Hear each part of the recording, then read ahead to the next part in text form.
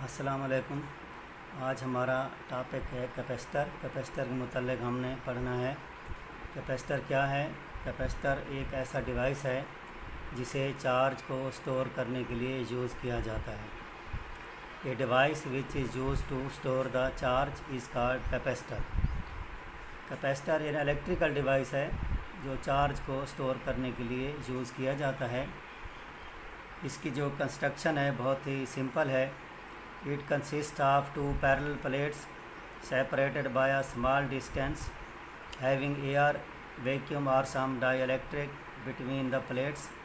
इसकी कंस्ट्रक्शन बिल्कुल सिंपल है कि दो प्लेट्स होती हैं जो कंडक्टिंग मटेरियल से बनी होती हैं। ये पैरेलल प्लेट्स एक दूसरे के बहुत ही करीब होती हैं और इनके दरमियान थोड़ा सा फासला होता है और इन प्लेट्स के दरमियान एयर मौजूद होती है, वैक्यूम या कोई डाइलेक्ट्रिक मटेरियल होता है। ये सिंपल सी इसकी कंस्ट्रक्शन। ये देखें, ये हमारे पास डिफरेंट शेप के कैपेसिटर हैं आपके सामने है। ये याद रहे कि डाइलेक्ट्रिक मटेरियल जो है ये इंसुलेटिंग मटेरियल होता है जिसमें से चार्ज फ्लो नहीं कर सकते, चार्ज मूव नहीं कर सकते। और जो प्लेट्स हैं ये कंडक्टिंग मटेरियल से बनी हुई होती हैं। अब जो कैपेसिटर हैं ये दो किस्म के होते हैं। एक फिक्स्ड कैपेसिटर होता है और दूसरा वेरिएबल कैपेसिटर होता है। फिक्स्ड कैपेसिटर एक ऐसा कैपेसिटर है जिसकी कैपेसिटेंस को हम चेंज नहीं कर सकते। कैपेसिटेंस को चेंज नहीं किया जा सकता। ऐसे कैपेसिटर फिक्स्ड कैपेसिटर कहलाते हैं। और कुछ कैपेसिटर ऐसे होते हैं जो वेरिएबल होते हैं जिनकी कैपेसिटेंस को हम चेंज कर सकते हैं। कैपेसिटर की इनके दो किस्में हैं। एक है फिक्स्ड कैपेसिटर। अब इसकी कैपेसिटेंस को हम वेरी नहीं कर सकते, जितनी कैपेसिटेंस है उतनी ही होगी। दूसरा होता है variable capacitor. Variable capacitor variable capacitor की कैपेसिटेंस को हम चेंज कर सकते हैं और इसे आम तौर पर हम रेडियो टेलीविज़न सेट में जहाँ पर फ्रीक्वेंसी चेंज करनी होती है वहाँ वेरिएबल कैपेसिटर इस्तेमाल किए जाते हैं। यानी कि ये एलसी सर्किट होता है एक जो फ्रीक्वेंसी को चेंज करने के लिए इस्तेमाल किया जाता है। ये इस तरह हमारे पास जो मेटल डिटेक्टर हैं उनमें भी वेरिएबल कैपेसिटर इस्तेमाल होते हैं। तो हमारे सिलेबस में फिक्स्ड कैपेसिटर हैं, वेरिएबल कैपेसिटर नहीं है। ये जस्ट फॉर इंफॉर्मेशन है, आप लोगों को पता होना चाहिए। अब देखते हैं कि कैपेसिटेंस की जो कैपेसिटेंस है वो किस चीज़ पर डिपेंड करती है और कैपेसिटेंस से क्या मुराद है। कैपेसिटेंस से मुराद है कैपेसिटर के चार्ज को स्टोर करने की गुंजाइश। कैपेसिटेंस ये किसी भी कैपेसिटर की एबिलिटी है to store the charge. The ability of a capacitor to store the charge is called capacitance. ये किसी भी कैपेसिटर की एबिलिटी चार्ज को स्टोर करने के लिए this is called capacitance of the capacitor. Capacitance जो है ये अप्लाइड पोटेंशियल डिफरेंस पर डिपेंड करती है कि कितना पोटेंशियल डिफरेंस अप्लाई किया गया है, तो उस लिहाज से कैपेसिटर की कैपेसिटेंस होगी। तो हम देखते हैं कि कैपेसिटेंस का फार्मूला क्या है। कैपेसिटर एक ऐसा डिवाइस है जो चार्ज को स्टोर करता है और फिर जो इसका स्टोरेज होता है उसे हम कैपेसिटेंस कहते हैं। Capacitance the ability of a capacitor to store the charge. ये हमारे पास एक कैपेसिटर है, पैरेलल प्लेट कैपेसिटर के दो ये प्लेट्स हैं। हमने ज़रा इस तरह बना देते हैं। ये कैपेसिटर की प्लेट्स हैं जो आमने सामने रखी गई हैं और हम इन प्लेट्स को एक बैटरी के साथ कनेक्ट कर देते हैं। ये देखें, बैटरी के साथ हम इसे एक कनेक्ट कर देते हैं जिसका पोटेंशियल V है और एक प्लेट पर जो है वो प्लस चार्ज आएगा और दूसरी प्लेट पर माइनस चार्ज आएगा। जो बैटरी के नेगेटिव टर्मिनल के साथ कनेक्टेड है उस पर नेगेटिव चार्ज, और जो प्लेट पॉजिटिव टर्मिनल के साथ कनेक्टेड है इस पर पॉजिटिव चार्ज आएगा। तो कैपेसिटर की ये जो चार्ज है ये डिपेंड कर रहा है कि पोटेंशियल डिफरेंस कितना है। Charge is directly proportional to V यानी अप्लाइड पोटेंशियल डिफरेंस। तो charge is equal to some constant into V। जहाँ पे जो कांस्टेंट इस्तेमाल किया जाता है वो है CV। C जो है यहाँ पे कैपेसिटेंस आपकी कैपेसिटर है। C क्या है? कैपेसिटेंस। ये कैपेसिटेंस है। अब C को हम एक साइड पे ले जाएं तो Q/V आ जाएगा। C is equal to Q/V यानी चार्ज पर वोल्ट इज़ कैपेसिटेंस। तो यहाँ से इसके यूनिट भी निकाल लेते हैं, कूलम डिवाइडर बाय वोल्ट, यानी कि कूलम वोल्ट इनवर्स, ये इसकी यूनिट हैं और इसको कहा जाता है फैरेड। ठीक है, फैरेड ये इसका यूनिट है कैपेसिटेंस का, फैरेड। अब फैरेड को भी आप डिफ़ाइन कर सकते हैं। फैरेड यूनिट है कैपेसिटेंस का। The capacitance will be 1 farad when A 1 coulomb charge on the plates produces a potential difference of 1 volt between the plates, then its capacitance is equal to 1 farad। ये 1 farad कब होगी? जब 1 coulomb charge, ठीक है, plates पर जो है ना वो 1 कूलम चार्ज जो है वो प्लेट्स के दरमियान पोटेंशियल डिफरेंस जो है वो 1 वोल्ट का क्रिएट कर देता है। तो कैपेसिटर की कैपेसिटेंस 1 फैरेड होगी। फैरेड बड़ा यूनिट है, इससे छोटे यूनिट भी हैं, इन मसलन माइक्रो फैरेड, ठीक है, ये छोटा यूनिट है 10⁻⁻⁶ फैरेड, और 1 पाइको फैरेड, ठीक है, ये 10⁻⁻12 फैरेड के बराबर है। तो आमतौर पर ये छोटे यूनिट ही इस्तेमाल होते हैं। कैपेसिटर को जितने भी हमारे पास मोटर्स हैं, रोटेट करने वाली चीज़ें हैं, उनमें कैपेसिटर का इस्तेमाल किया जाता है। कैमरे की फ्लैश लाइट में भी कैपेसिटर होता है, जिसे जैसे हम उसे ऑन करते हैं तो चार्ज जो है उसमें स्टोर हो जाता है, और जैसे ही हम शटर को ऑन करते हैं कैमरे के शटर को, तो बहुत तेज़ फ्लैश लाइट जो है वो निकलती है, और इतनी तेज़ होती है कि आंखें भी चुंधिया जाती हैं। ये उस कैपेसिटर का कमाल है जो चार्ज को स्टोर करता है। तकरीबन 400 वोल्ट का पोटेंशियल डिफरेंस ये क्रिएट कर देता है। तो एक लम्हे के लिए जो लाइट निकलती है वो बहुत ज़्यादा तेज़ होती है। तो ये कैपेसिटर के यूजेस हैं कि हमारे पास सीलिंग फ़ैन है, इसमें कैपेसिटर इस्तेमाल होता है। पेडेस्टल फ़ैन है, उसमें कैपेसिटर इस्तेमाल होता है, या पानी वाले पंप वगैरह उनमें भी कैपेसिटर यूज़ होता है।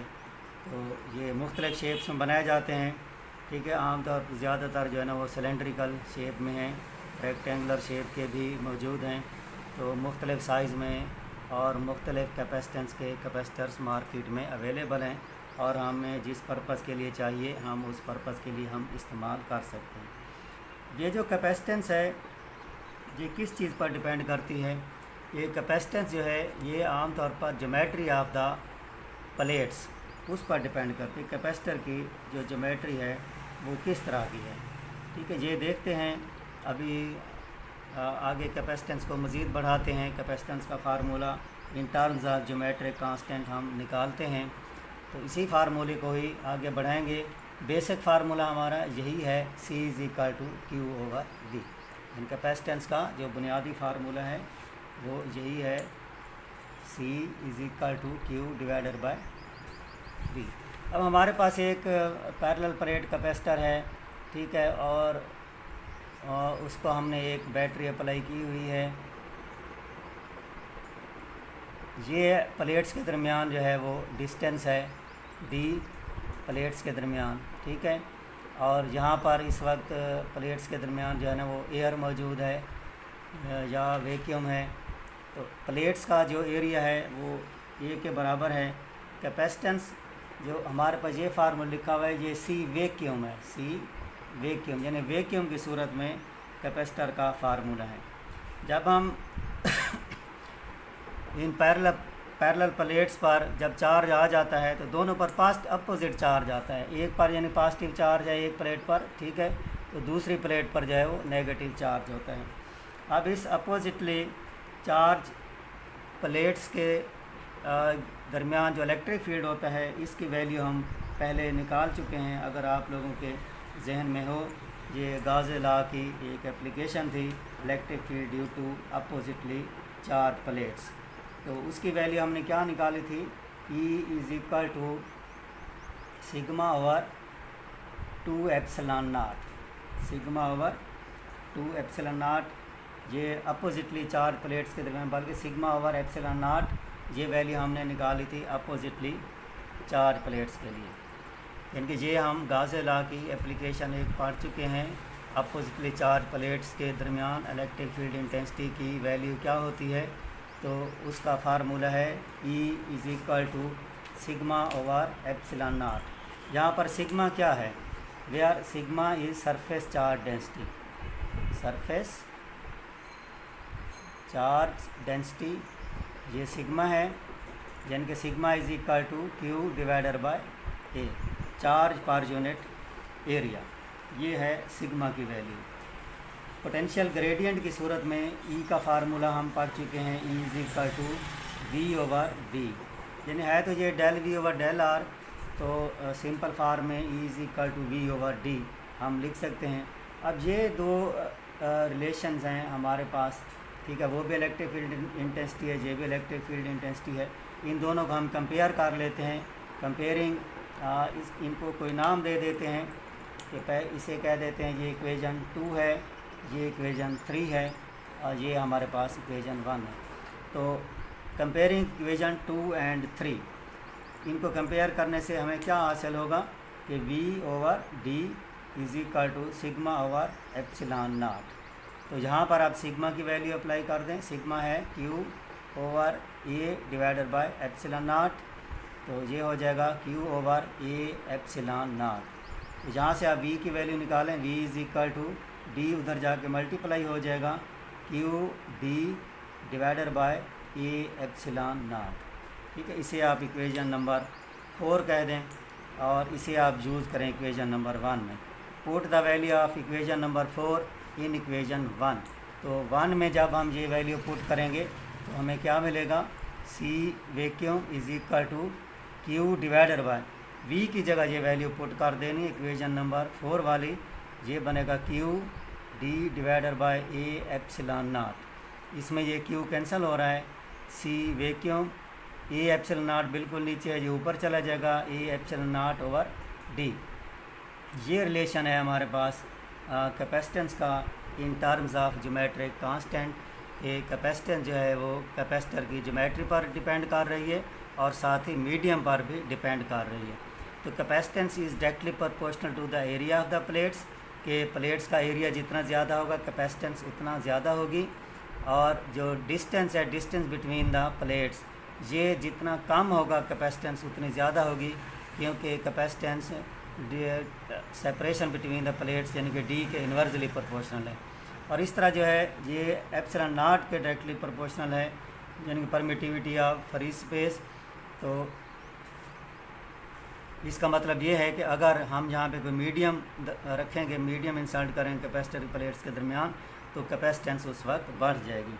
तो ये एक एक्सपेरिमेंट है, उस एक्सपेरिमेंट के ज़रिया ये देखा गया है कि कैपेसिटेंस है इन केस ऑफ या in the presence of certain material ये बढ़ जाती है। कि अगर कैपेसिटर की प्लेट्स के दरमियान हम कोई मटेरियल रख देते हैं तो कैपेसिटेंस उसकी एनहांस हो जाती है। ये हमारे पास फार्मूला है C वैक्यूम का is equal to A epsilon naught over D। तो यहाँ पर हम एक जो तजर्बा किया गया वो है एक चार्ज कैपेसिटर है हमारे पास, इस तरह के दो प्लेट्स हैं कैपेसिटर की, इनके दरमियान एक वोल्ट मीटर लगाया गया है, ठीक है। वोल्ट मीटर को दोनों प्लेट्स के दरमियान वोल्ट मीटर लगाया गया है। तो जब ये कैपेसिटर यानी कि चार्ज सूरत में मौजूद है, यानी कि एक प्लेट पॉजिटिवली चार्ज है, दूसरी प्लेट जो है वो नेगेटिवली चार्ज है, तो जो वोल्ट मीटर रीडिंग नोट करता है ये रीडिंग ज़्यादा होती है, ठीक है। जब कैपेसिटर प्लेट्स के दरमियान एयर मौजूद है या वैक्यूम है, उस वक्त जो वोल्ट मीटर है वो प्लेट्स के दरमियान पोटेंशियल डिफरेंस ज़्यादा मैयर करता है, ठीक है। जब ज़्यादा मैयर करेगा, इस फार्मूले के मुताबिक C vacuum is equal to Q over V. इस फार्मूले के मुताबिक जब वोल्टेज ज़्यादा होगा, पोटेंशियल डिफरेंस ज़्यादा होगा, तो कैपेसिटेंस कम होगी। ठीक है, if V is increased then capacitance will decrease, capacitance will decrease. कि अगर v की वैल्यू बढ़ जाती है तो कैपेसिटेंस जो है वो कम हो जाएगी, क्योंकि ये देखें कैपेसिटेंस जो है वो इन्वर्सली प्रोपोर्शनल है v के। ठीक है, तो यहाँ देखें कि इस सूरत में ये एक एक्सपेरिमेंट है। ठीक है, इस एक्सपेरिमेंट अगर आप लोग करके देखें कि एक कैपेसिटर को चार्ज कर लें और फिर उसके दरमियान जो है एक उसके पैरेलल वोल्ट मीटर लगाएं, तो वोल्ट मीटर जो रीडिंग हमें देगा वो ज़्यादा देगा, तो पोटेंशियल की वैल्यू ज़्यादा होगी। जब पोटेंशियल की वैल्यू ज़्यादा है तो इसका मतलब ये है कि कैपेसिटेंस कम है। तो ये किस सूरत में है कि जब कैपेसिटर की प्लेट्स के दरमियान एयर और वैक्यूम मौजूद है। अब इसके बाद हम क्या करते हैं, हम इसे कैपेसिटर की प्लेट्स के दरमियान एक इंसुलेटिंग मटेरियल रख देते हैं, कोई डाइइलेक्ट्रिक मटेरियल की स्लैब रख देते हैं। यानी वही कैपेसिटर है और इसकी प्लेट्स के दरमियान यहाँ पर हम एक इंसुलेटिंग मटेरियल रख देते हैं। ठीक है, ये इंसुलेटिंग मटेरियल की एक स्लैब जो है वो यहाँ पे रख देते हैं। ये क्या है, अब इंसुलेटिंग मटेरियल, और इसे हम कहते हैं डाइइलेक्ट्रिक मटेरियल। जब इंसर्ट करेंगे तो अब ये इसका जो पोटेंशियल है ये डिक्रीज़ हो जाएगा, गैल्वानोमीटर वोल्ट मीटर जो रीडिंग है वो कम हो जाएगी। ठीक है, ये डिक्रीज्ड पोटेंशियल को लोड करेगा। वैल्यू इस सूरत में जो पोटेंशियल डिफरेंस की है वो कम है। जब पोटेंशियल डिफरेंस ये देखें कम होगा तो कैपेसिटेंस एनहांस हो जाएगी, इंक्रीज़ कर जाएगी। यानी कि if potential difference is small then capacitance is large, capacitance is large. यानी कैपेसिटेंस उस सूरत में ज़्यादा है जब हम जहाँ पे कोई इंसुलेटिंग मटेरियल, कोई डाइइलेक्ट्रिक मटेरियल जहाँ पे इंसर्ट कर देते हैं प्लेट्स के दरमियान, तो कैपेसिटेंस पैरेलल प्लेट की बढ़ जाती है कैपेसिटर की। तो इसका मतलब ये है कि अगर कैपेसिटर की प्लेट्स के दरमियान एयर या वैक्यूम मौजूद है उस सूरत में कैपेसिटेंस कम होती है। लेकिन जब हम इसमें कोई इंसुलेटिंग मटेरियल रख देते हैं, कोई डाइइलेक्ट्रिक मटेरियल रख देते हैं प्लेट्स के दरमियान, तो उस सूरत में कैपेसिटेंस कैपेसिटर की बढ़ जाती है। Capacitance of a capacitor can be increase by inserting A dielectric in between the plates. ये आपने याद रखना है, ये तो एक्सपेरिमेंटली देखा गया है। अब कैपेसिटेंस कितनी बढ़ती है, ठीक है, उसका फार्मूला हमारे पास ये आ जाता है, सी मीडियम हम इसे लिखते हैं, सी मीडियम इज़ इक्वल टू, पहली सूरत में ये फार्मूला है। अब ये फार्मूला बन जाएगा A epsilon naught epsilon R divided by D. यानी कि जितनी उस मटेरियल की रिलेटिव परमिटिविटी है या उसका जितना डाइइलेक्ट्रिक कांस्टेंट है उतना टाइम कैपेसिटेंस इंक्रीज़ कर जाएगी। यानी कि एप्सिलॉन आर जो है ये डाइइलेक्ट्रिक कांस्टेंट है उस इंसुलेटिंग मटेरियल का जो हम प्लेट्स के दरमियान इंसर्ट करेंगे, तो लिहाजा कैपेसिटेंस जो है इस सूरत में बढ़ जाएगी। अब ये क्यों बढ़ जाती है, इसकी वजह क्या है, ये हम अभी आगे चलकर पढ़ते हैं। ये है इलेक्ट्रिक पोलराइजेशन। पोलराइजेशन एक प्रोसेस है जिसकी वजह से ये कैपेसिटेंस इंक्रीज़ कर जाती है कैपेसिटर की by inserting some dielectric in between the plates. ये तो हमने तजर्बे से देखा है ना, सिर्फ एक चार्ज कैपेसिटर था उसके साथ वोल्ट मीटर लगा दिया है, इन दी एब्सेंस ऑफ डाइइलेक्ट्रिक हमने पोटेंशियल डिफरेंस मेजर किया है, फिर in the presence of dielectric material फिर हमने वोल्ट मीटर की रीडिंग देखी है, तो हमें पता चला है कि इंसुलेटिंग मटेरियल जब मौजूद है तो कैपेसिटेंस जो है वो बढ़ रही है। तो इसका अब असल वजह क्या है वो हम देखते हैं इस टॉपिक में। और इसमें ये भी याद रखें कि जो कैपेसिटेंस है that depends upon the geometry of the capacitor, यानी कि एरिया ऑफ द प्लेट्स उस पर डिपेंड करती है, और फिर डिस्टेंस बिटवीन द प्लेट्स के दरमियान कितना फासला है उस पर भी डिपेंड करती है, और इसके दरमियान कौन सा मटेरियल है उस पर भी कैपेसिटेंस डिपेंड करती है। तो हम देखते हैं कैपेसिटेंस, ये कोई डाइइलेक्ट्रिक मटेरियल या इंसर्ट करने से क्यों बढ़ती है, असल उसकी वजह क्या है, वो है electric polarization of die electrics.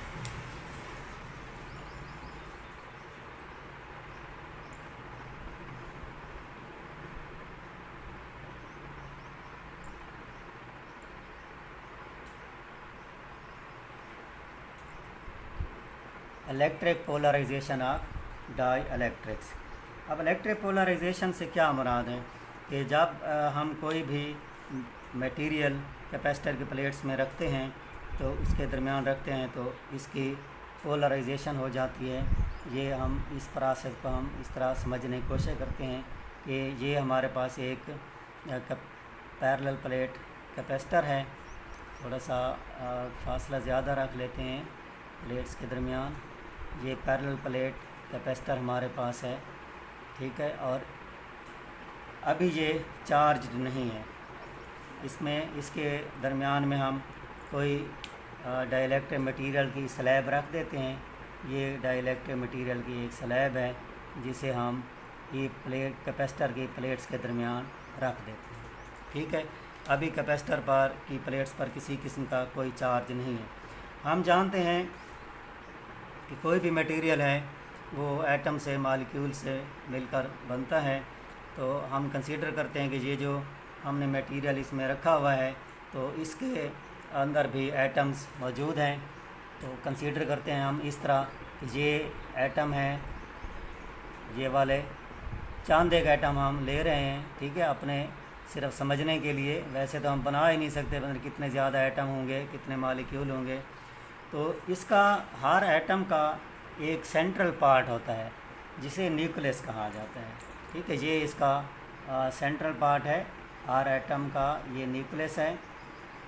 और इसके बाहर क्या होता है, इसके बाहर इलेक्ट्रॉन होते हैं जो डिफरेंट ऑर्बिट्स में रिवॉल्व करते हैं। मसलन मैं यहाँ पे एक एक इलेक्ट्रॉन बना रहा हूँ कि ये एक एक इलेक्ट्रॉन है जो बाहर जो है एटम के बाहर डिफरेंट ऑर्बिट्स में ये क्या कर रहे हैं, रोटेट कर रहे हैं, सर्कुलेट कर रहे हैं। अब देखें यहाँ पर इस सूरत में जो एटम है उसका न्यूक्लियस और जो इलेक्ट्रॉन है ये इनका सेंटर एक ही है। ये न्यूक्लियस सेंटर है, इलेक्ट्रॉन इसके गिर्द सर्कुलेट कर रहे हैं, यानी कि न्यूक्लियस का जो सेंटर है इलेक्ट्रॉन्स का भी वो वही सेंटर है। हम यहाँ कहते हैं कि पॉजिटिव और नेगेटिव चार्ज यहाँ पे कंसेंट्रेट हैं। पॉजिटिव चार्ज किस चीज़ पर होता है, प्रोटॉनों पर होता है जो न्यूक्लियस के अंदर मौजूद हैं, और नेगेटिव चार्ज इलेक्ट्रॉनों का है। इस सूरत में electron and proton are concentrate, ठीक है।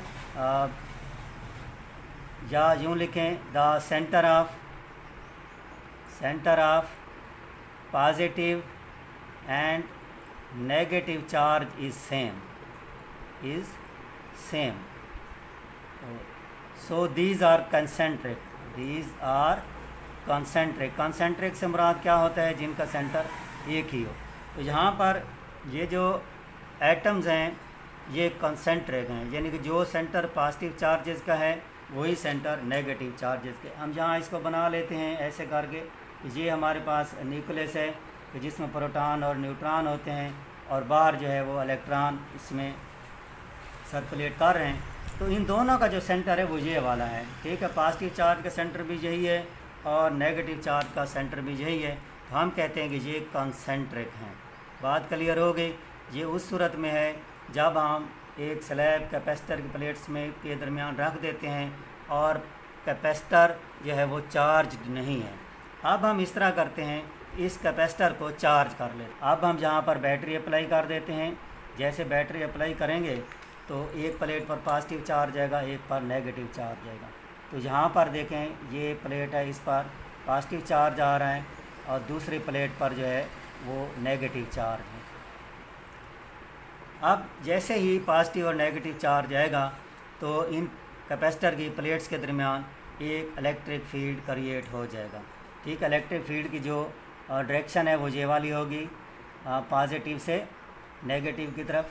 मैं ये चांद एक लाइनें बना रहा हूँ इलेक्ट्रिक फील्ड लाइंस की, जो कैपेसिटर की प्लेट्स के दरमियान में इलेक्ट्रिक फील्ड मौजूद है, और इस इलेक्ट्रिक फील्ड को हम कह देते हैं कि ये ई नाट है, ई नाट इलेक्ट्रिक फील्ड जो कैपेसिटर की प्लेट्स के दरमियान है जब ये कैपेसिटर चार्ज है। तो इस सूरत में जब इलेक्ट्रिक फील्ड इस डाइइलेक्ट्रिक मटेरियल से गुजरेगा तो इसका पॉजिटिव चार्ज और नेगेटिव चार्ज अब कंसेंट्रिक नहीं रहेगा। ठीक है, क्यों कि ये जो पॉजिटिव प्लेट है ये इसके नेगेटिव चार्ज को अपनी तरफ खींचेगी और जो नेगेटिव प्लेट है वो पॉजिटिव चार्ज को अपनी तरफ खींचेगी। ये याद रखे कि ये जो डाइइलेक्ट्रिक मटेरियल्स होते हैं इनके इलेक्ट्रॉन टाइटली बाउंड होते हैं एटम के साथ, ये अपने इस एटम को नहीं छोड़ते बल्कि ये थोड़ा सा साइड चेंज कर लेंगे कि पॉजिटिव चार्ज एक साइड पे हो जाएगा और नेगेटिव चार्ज एक साइड पर हो जाएगा। अब जो सिचुएशन है, पहले ये सिचुएशन थी इस तरह था एक एटम, अब एटम जो है वो इस तरह हो जाएगा। ठीक है, इस साइड पर नेगेटिव चार्ज आ जाएगा, पॉजिटिव चार्ज इस साइड पर चले जाएगा, यानी कि नेगेटिव और पॉजिटिव चार्ज में थोड़ा सा डिस्टेंस क्रिएट हो जाएगा, डिस्प्लेसमेंट इसके दरमियान आ जाएगा और ये डाईपोल में तब्दील हो जाएंगे। ठीक है, डाईपोल यानी कि डाईपोल क्या होता है कि two equal and opposite charges separated by a small distance make a dipole. Two equal and opposite charges separated by a small distance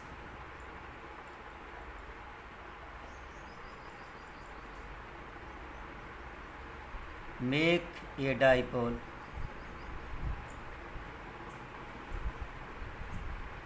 ये अब जो है ये पहले एटम था, ठीक है, अब ये डाईपोल में तब्दील हो चुका है कि इसके दो पोल बन चुके हैं। पॉजिटिव पोल अलहदा है, एक साइड पे चला गया, नेगेटिव पोल जो है वो दूसरी साइड पर चला गया है। यानी कि ये एटम हैं या मॉलिक्यूल्स हैं, ये स्ट्रेच्ड फॉर्म में आ जाएंगे in the presence of electric field. Electric field की मौजूदगी में ये कंसेंट्रिक नहीं रहेंगे, पॉजिटिव चार्ज का सेंटर और होगा, नेगेटिव चार्ज का सेंटर और होगा। यानी कि ये नेगेटिव चार्ज है, ठीक है, इसका ये सेंटर हो जाएगा, इस तरह ये पॉजिटिव चार्ज है तो इसका ये वाला सेंटर हो जाएगा। अब ये कंसेंट्रिक नहीं है, पहले कंसेंट्रिक है, पहले दोनों का सेंटर यही है। ठीक है, अब ये स्ट्रेस में आ जाएंगे, डाईपोल में तब्दील हो जाएंगे और ये कंसेंट्रिक नहीं रहेंगे, पॉजिटिव चार्ज का सेंटर और हो जाएगा और नेगेटिव चार्ज का सेंटर और हो जाएगा। तो यहाँ पर बनाकर देखते हैं ये सिचुएशन किस तरह होगी।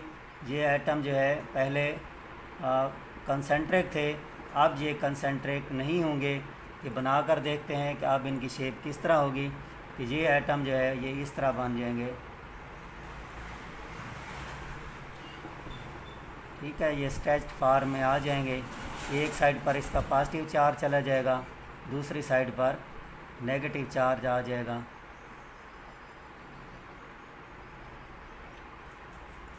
अब देखें जो चार्ज है वो डिस्प्लेस हो गया है।